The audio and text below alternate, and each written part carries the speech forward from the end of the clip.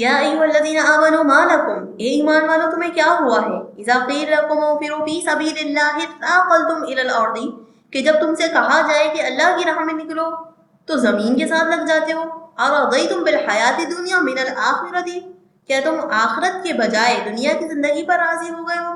فما متاع الحیات الدنیا فی الآخرۃ الا قلیل، تو آخرت کے مقابلے میں دنیا کی زندگی کا ساز و سامان بہت ہی تھوڑا ہے. اہل غازہ کی سچویشن ہمارے سامنے ہے. پوری عید الفطر اور اس سے قبل 20 ڈیز سے کنٹینیوسلی جنازے اٹھائے جا رہے ہیں. کوئی ایسا دن نہیں جب کسی کی وہاں ڈیتھ نہیں ہوئی ہو. سوئی ہوئی امت کو جگانے کے لیے غزہ پر ہونے والے 540 ڈیز سے جاری یہ جنگ کیا کم تھی، جو اب یہ نیو سینز ہمارے سامنے آ رہے ہیں کہ وہ مائیں جو لاشیں لیے بیٹھے ہوئے ہیں اور وہ غزہ کے بچے جو اپنی باڈی کے ساتھ آسمان تک اڑ کر گئے ہیں. فلسطین کی بس یہی صدا آ رہی ہے کہ ہل من ناصر ینصرنا، ایک کوئی مدد کرنے والا. کیا ہماری گورنمنٹ بلائنڈ ہو گئی؟ کیا ہم بھی بلائنڈ ہو گئے؟ ریممبر دیٹ ناجائز ریاست اسرائیل پوری قوت کے ساتھ شام کے دونوں حصوں پر اٹیک کر چکا ہے، غزہ سے لے کر پیلسٹین اینڈ دین یمن سے لے کر لبنان، اور اب شام بھی میدان جنگ بن چکا ہے. شام کنٹینیوسلی نشانے پر ہے.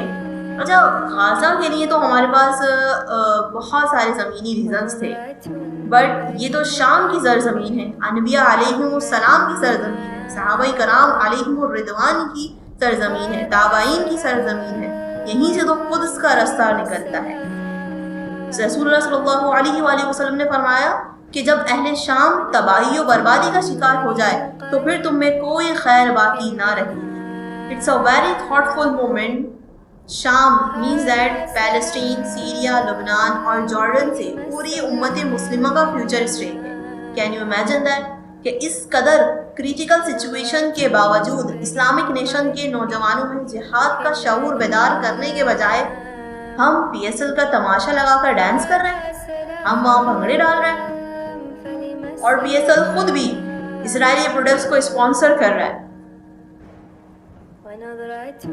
جبکہ مفتی اعظم پاکستان حضرت مولانا منیب الرحمان صاحب نے بھی جہاد فرض ہونے کا اعلان کر دیا ہے.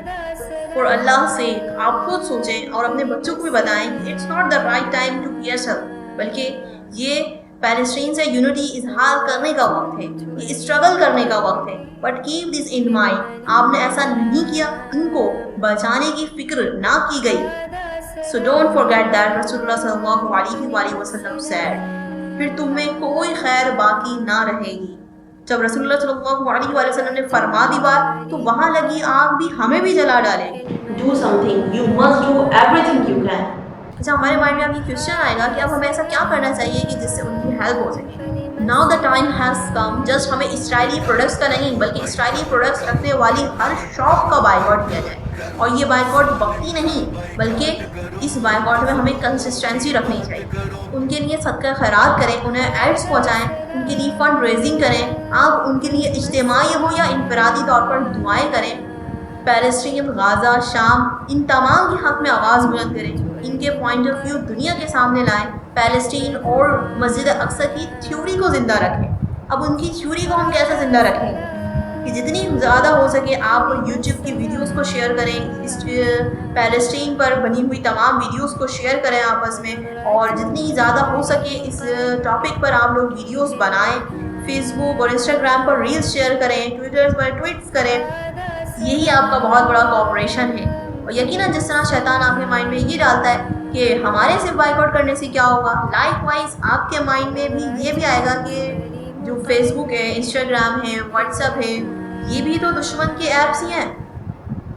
تو ریممبر دیٹ ویپنس کا بائیکاٹ نہیں کیا جاتا بلکہ انہیں انہی کے خلاف یوز کریں. آپ ان نیوز کو خوب زیادہ سے زیادہ شیئر کریں، ویلڈ کانٹینٹس اور ویلڈ ویڈیوز کو زیادہ سے زیادہ اسپریڈ کریں تاکہ لوگوں کو بھی معلوم ہو کہ وہاں کی کیا سچویشن ہے اور اس کنڈیشن میں ہم نے کیا کرنا چاہیے. ہمیں ایسا کون سا اسٹیپ ہے جو کرنا چاہیے، کن چیزوں کا بائیک آؤٹ کرنا چاہیے، ہمیں کیا ایڈز پہنچانے چاہیے، فنڈ ریزنگ کرنی چاہیے، ان کے حق میں آواز کس طرح اٹھانی ہے تاکہ ان کی ہیلپ ہو سکے.